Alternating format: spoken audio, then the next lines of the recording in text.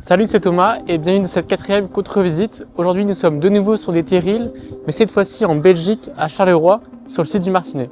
À Charleroi comme à Saint-Étienne, l'exploitation du charbon a été intensive et les terrils sont les témoins restants de cette activité minière. En 1974, la société Ryan Europe menace d'exploiter le charbon encore restant dans les terrils. Mais les anciens mineurs et les habitantes du quartier s'organisent alors en comité de défense des terrils pour sauver leurs monuments ouvriers, tout en les considérant comme des espaces refuges pour la biodiversité. Après 23 années de lutte, les terrils et l'ensemble du site sont finalement classés par la Commission royale des monuments. Pour cette contre-visite, nous retrouvons Martine Piret, paysagiste impliquée dans le projet du site du Martinet via le service aménagement urbain de la ville de Charleroi. Elle est également membre de l'association de quartier du Martinet, de l'association Chemin des Terrils et du collectif Charlie Quinn. Quels liens d'attachement ont développé les mineurs et les habitantes du quartier avec leurs terrils? Comment le site a été reconverti pour accueillir du public? Quels ont été les points d'attention pour préserver son intérêt historique et écologique? Cette contre-visite est organisée à l'occasion d'une rencontre interterril entre la Boucle Noire de Charleroi et le Sentier des Crassiers à Saint-Étienne, récemment inauguré. Je me présente, Martine Piret. J'ai fait toute ma carrière professionnelle à la ville de Charleroi, la division de l'aménagement urbain, donc le côté opérationnel du territoire, où je me suis occupée notamment de lancer un site minier du Martinet selon ses différentes étapes. Et on a mis en place un collectif où on regroupe tout le monde associatif qui s'occupe du Martinet, que ce soit par rapport à l'exploitant comme la brasserie, que ce soit par rapport au monde associatif, le comité de quartier de défense du Martinet, les vignobles, l'apiculteur, la ferme. Étape par étape, on met ça en place pour aller vers une reconversion du site. Fin des années 70, il y a une volonté d'exploiter les deux terris pour les dernières ressources énergétiques qu'ils contenaient encore, mais aussi pour effacer ces monuments vivants de la surface du territoire. Parce qu'il y avait une dépréciation des terris à l'époque. Donc il y a eu une mobilisation citoyenne extraordinaire du comité de défense du quartier du Martinet, qui est vraiment, le quartier se trouve vraiment lové, j'aime bien d'employer ce mot-là, lové entre les deux terris. Donc il y a vraiment une filiation héréditaire, évidemment parce qu'il y avait pas mal de mineurs qui venaient travailler au charbonnage et ils traversaient les deux terris pour venir travailler ici à la fosse numéro 4 et au TLC et à la fabrique à boulets. Donc ils se sont dit on ne peut pas exploiter le terri parce que il fait partie de notre patrimoine naturel, notre patrimoine minier, notre patrimoine industriel. Donc il y a eu une forte mobilisation du quartier. Ils ont même acheté un chapiteau pour faire des fêtes, pas seulement pour l'aspect festif, mais aussi pour faire rentrer de l'argent, puisque il fallait se payer un bureau d'avocat pour se défendre, quoi.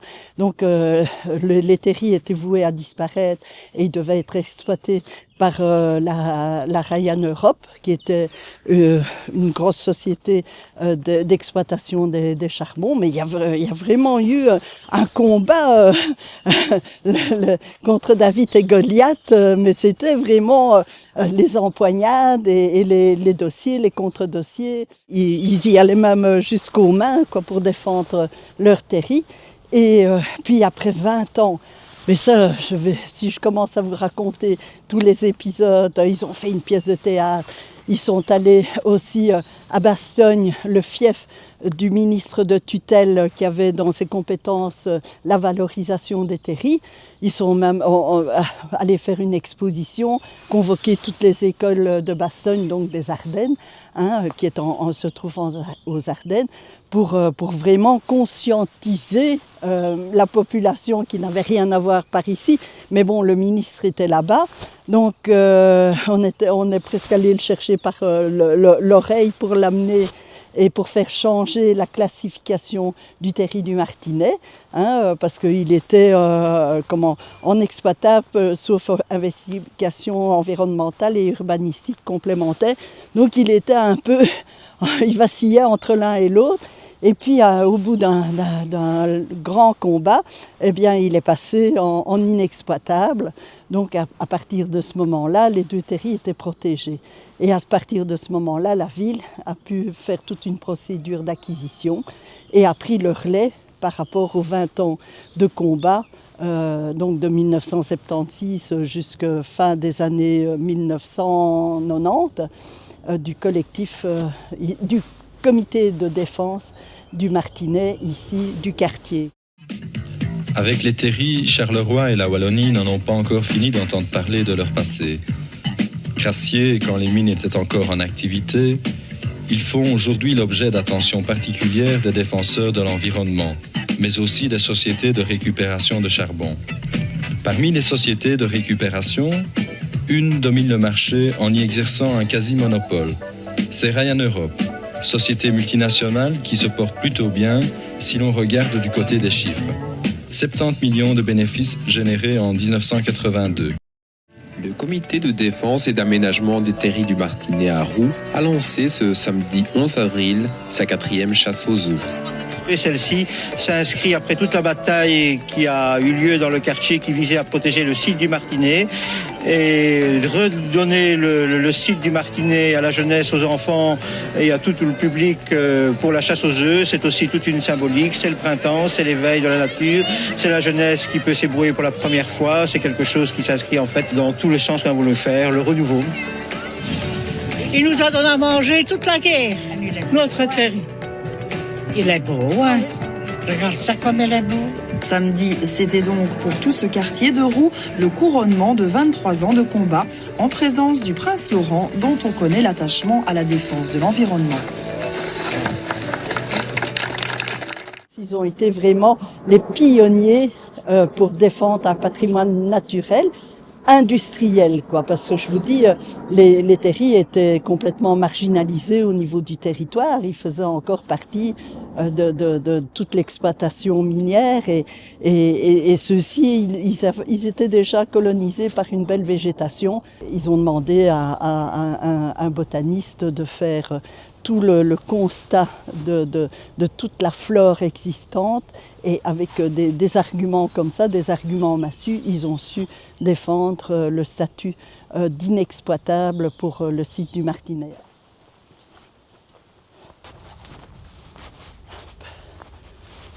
Une libellule. Donc ici c'est la halle couverte. C'est encore un vestige de l'ancien site minier. On faisait l'ensachage du charbon, parce qu'il y avait la fabrique à boulets, donc c'était du charbon domestique, un agglomérat de poussière de charbon qu'on ensachait. Et ici, toute la toiture a été refaite, on a consolidé les piliers, et maintenant c'est vraiment un lieu de rassemblement. D'ailleurs, le 17 août, on fait la fête au vignoble, on l'a fait ici, c'est une grande fête qu'on va faire, parce qu'on a des vignes un peu plus haut et tout le rassemblement va se faire ici. Mais bon, la boucle noire, quand elle arrive au temps de midi au Martinet, mais c'est ici que le rassemblement a lieu, quoi. On a gardé ça comme un grand préau pour faire des festivités. Et là, j'avais demandé qu'on fasse une ouverture parce que c'est vraiment un paysage post-industriel. Là, à l'arrière, on a le terri Naillabois, puis on a la centrale d'Amercœur, puis après on a le phalanxère sur le côté et le bâtiment des vestiaires et des douches des mineurs.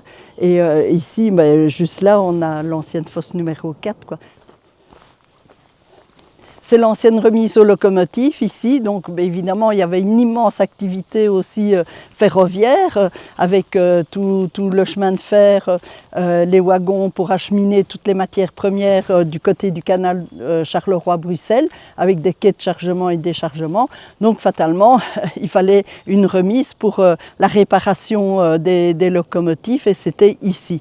Après, elle a été abandonnée lors de la fermeture du charbonnage et puis maintenant elle a été complètement restaurée. Alors elle a été occupée pendant quelques années par une boulangerie, donc dans le cadre d'une nouvelle activité économique, une boulangerie artisanale Mais à cause du Covid, ça a fait faillite. Donc maintenant, il y a une option pour la réoccuper.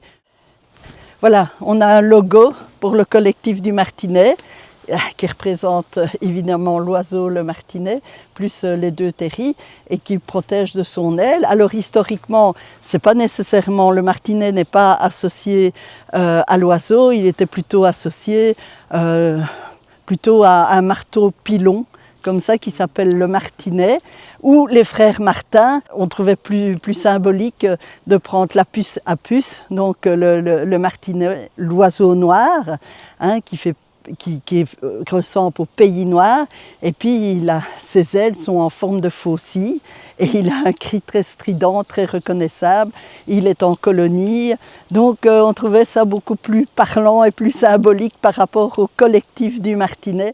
Le comité de défense, leur logo, ce sont deux beaux terris, hein, un dans les couleurs ocre et un dans les couleurs vertes, donc plutôt saisonnier.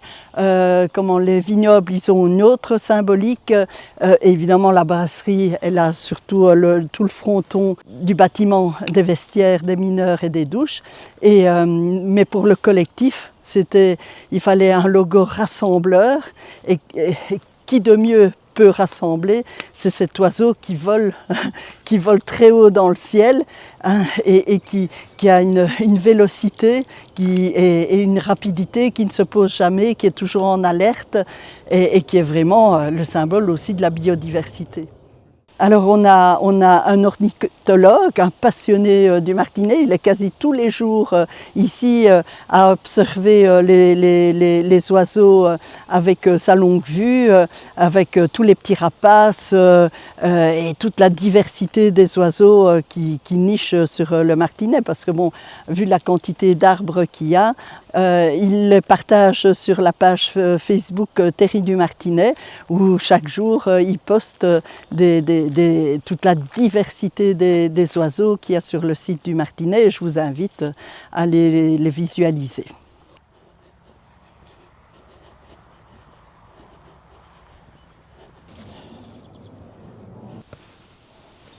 Ici, c'est un ancien bassin à Schlam, version moderne, donc bétonné, et ça servait à racler la poussière de charbon.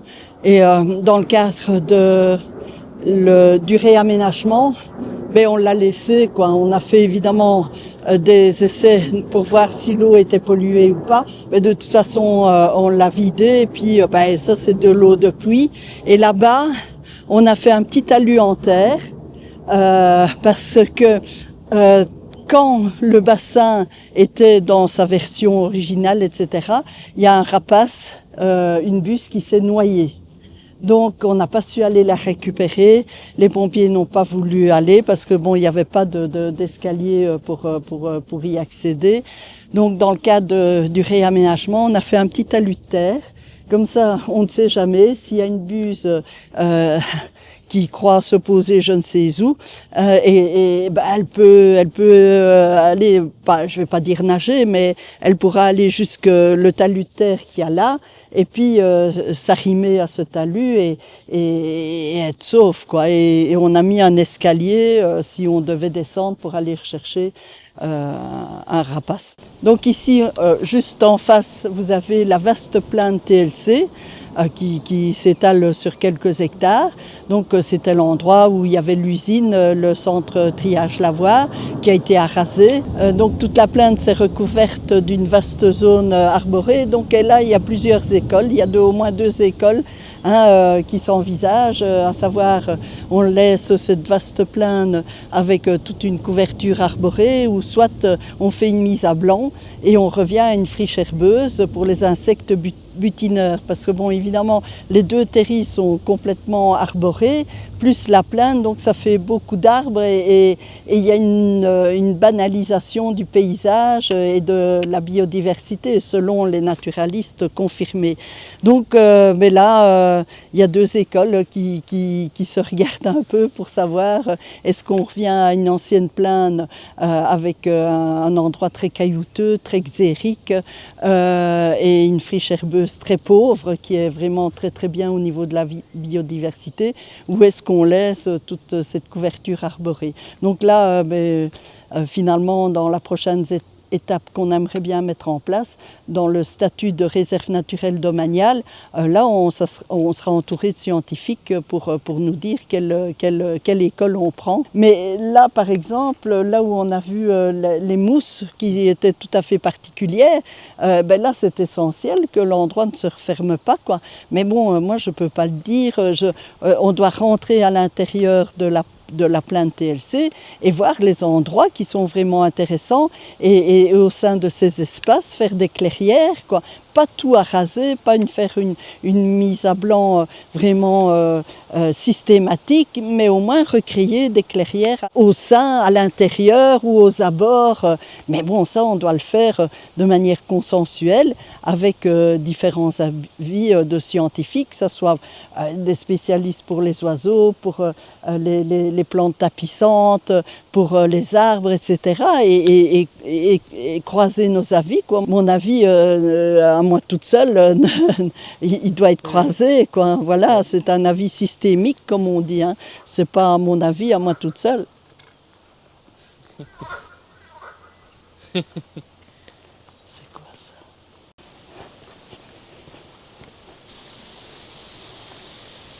Eh bien, oui, chaque fois que je passe ici, chaque fois on me dit « Oh, il y a une source, il y a de l'eau qui coule ». Mais je dis non, c'est le peuplier trempe, quoi, parce qu'il a un long pétiole, une petite feuille, et elle est mise de travers, donc à la moindre brise de vent, ça fait comme s'il y avait un ruissellement d'eau.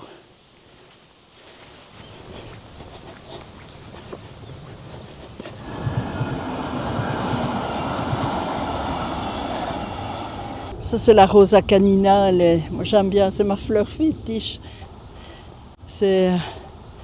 Vous savez pourquoi? Non.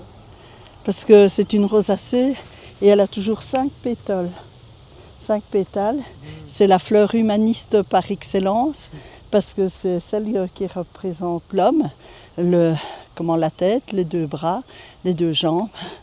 Et donc, il paraît que c'était la première fleur du Parti socialiste, puisque c'est la rose. Après, ils ont pris une rose élaborée, mais c'est la rose de l'humanité. C'est du miscanthus. On voit les tiges là, parce que bon, quand on a fait la dépollution du sol, donc les poches pour dépolluer, on a été contacté par une étudiante qui faisait son doctorat sur la phytoextraction, la phytostabilisation et la phytoremédiation. Donc elle nous a demandé, parce que bon, les poches de pollution, elles étaient évacuées par Big Bac, quoi, hein, dans des centres de traitement. Et elle nous a demandé si ici elle pouvait faire une expérimentation de planter des clones de saules et puis de voir à travers toute sa thèse de doctorat comment la pollution potentielle, hein, je dis bien potentielle parce que bon, on n'est pas des scientifiques, on ne peut pas dire que c'est pollué à tel degré, je n'en sais rien. Voir comment elle migrait à travers la plante et comment son système racinaire recréait des micro-organismes dans le sol, etc. Donc elle a fait son doctorat là-dessus. Et puis après, on a eu l'accord de la région wallonne puisqu'on était en plein dossier SAR, site à réaménager, pour faire ces 2 parcelles de saules. Et après, on a enclenché avec des plantations de miscanthus.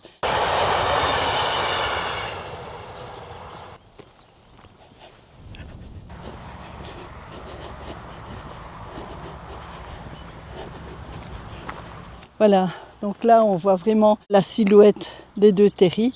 Le petit terri, dont les derniers déversements ont été faits, il me semble, juste avant la Seconde Guerre mondiale, et l'autre, elles se sont terminées bien après la Seconde Guerre mondiale. Et alors c'est un terri conique, terri pyramide avec 2 cônes, et là c'est un terri trapézoïdal mais c'est la dernière version des terris, version donc par rapport à l'extraction du charbon, hein, bien entendu. Ici, le Grand Terri, il y a eu une intervention d'un paysagiste, Monsieur Capard, après la Seconde Guerre mondiale aussi, enfin dans ces années-là, les années 50, etc., qui s'est conforté à la loi sur l'embellissement des paysages. Il avait pour mission de planter des essences forestières de type noble, genre robinier, érable, châtaignier, chêne, hêtre, et charme. Hein, il a fait des essais de plantation sur tout un flanc du terri pour voir comment ces essences reprenaient par rapport aux essences pionnières. Pour le terri du Martinet, c'est le bouleau. Mais tous les terris n'ont pas la même dynamique végétale. Pour voir un peu comment ces essences se comportaient. Bon, elles sont là, elles existent, elles ne sont pas comme dans un parc paysager à l'anglaise, etc., avec une grande couronne, mais elles existent. Et alors, ce qu'on remarque avec les plantations de chêne qu'il a fait, c'est que le chêne commence à grignoter l'espace par rapport au bouleau.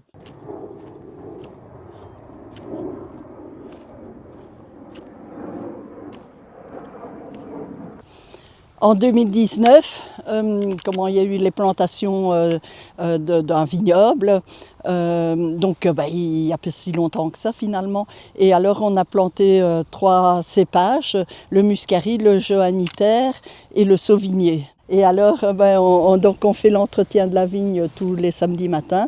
Et après, là-bas, on a nommé l'endroit, c'est le paradis. On boit un verre et on mange un bout ensemble, quoi, voilà. Donc ici, c'est la ferme du Martinet, qui était déjà implantée du temps du charbonnage. C'était une petite exploitation laitière avec des vaches Holstein en sabulation libre. Et maintenant, il y a des jeunes exploitants, donc ils ont fait toute une extension. Mais enfin, l'attractivité, c'est que elle est vraiment implantée au pied du terri. Et pour les mineurs, c'était important d'aller chercher le lait parce que ils avaient la gorge terriblement irritée, et donc le fait de boire du lait, ça graissait un peu leur voie respiratoire, parce que on sait bien que les mineurs avaient la maladie de l'encrassement des poumons, quoi. Donc voilà. Et alors on voit là-bas, ce sont les dunes. C'est les derniers déversements qui ont été faits sur le terri du Martinet. C'est pour ça qu'on voit encore, c'est un poussier de schiste.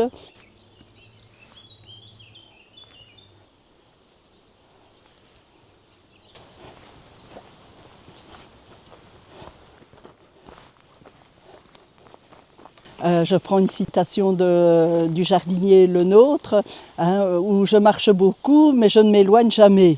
Donc ça veut dire que tout cet espace des 53 hectares, je l'ai déjà fait en long, en large, en travers, dans tous les sens. Et toujours aussi le nez en l'air, regarder par terre aussi pour voir la cime des arbres, mais pas seulement les oiseaux, les écouter. Tous les sens sont en éveil. Et franchement, même si on pose parfois la question, est-ce que tu n'as pas peur de te promener toute seule sur un site complètement isolé comme celui-là? Mais pas du tout. Moi, c'est une source c'est un ressourcement. Puis j'écoute le bruissement des feuilles, j'écoute le crapaud là qui rigole, je n'en sais rien, mais enfin qui se fait entendre.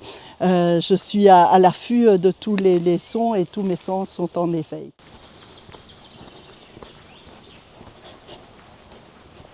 Donc le petit terri, on a bouté le feu du temps du charbonnage.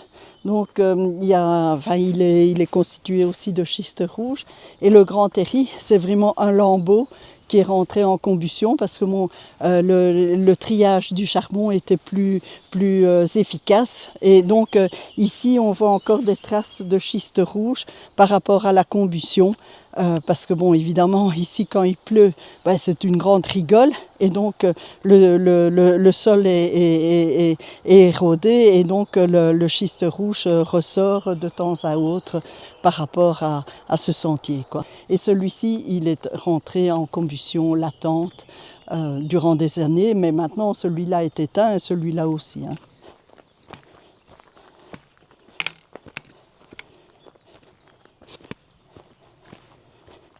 Donc ici on est à l'intersection des deux terris et tout ça pour vous parler des terris dans la ville de Charleroi où on a une forte densité de terris. On a une trentaine de terris qu'on appelle des monuments vivant dans la ville qui sont vraiment notre identité. Ils sont même repris dans le logo du C de Charleroi avec les trois crêtes qui peuvent être la couronne, mais c'est surtout une identité par rapport paysagère par rapport au terri qui a tout un essaimage de terri au niveau de la ville de Charleroi. On se repère par rapport à eux-mêmes. Mais bon, au niveau, ça reste encore malgré tout les impensés du territoire. On prendra beaucoup plus en considération un parc paysager, un parc domestiqué qu'un espace dit sauvage ou en libre évolution avec des vagabondes, comme j'aime aller signifier. Et de se dire que bon, c'est aussi des sites qui doivent être gérés en gestion intégrée par rapport aux espaces sensibles. Ça reste encore dans une certaine mentalité administrative, des mauvaises herbes. Or que ce sont des plantes sauvages qui ont plein de vertus et il y a encore une méconnaissance volontaire, involontaire qui fait partie de la conscience collective où quand on allait à la traque aux mauvaises herbes et il y a encore toute une pédagogie à mettre en œuvre à ce niveau-là pour dire que ce sont des poumons verts au sein de la ville de Charleroi et qui méritent toute notre attention et qui doivent être répertoriés comme les pensées du territoire et même leur ancrage identitaire au niveau de la ville de Charleroi.